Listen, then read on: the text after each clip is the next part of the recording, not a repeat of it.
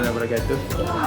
Alhamdulillah, pada tahun ini PTB Kampus Kesihatan telah mengadakan program Bakul Kasih Ramadan dan kita telah berjaya menyediakan 75 bakul Ramadan yang kita dapatkan daripada sumbangan semua warga kampus kesihatan, orang perseorangan dan individu yang telah memberikan sumbangan kepada kelab PTB.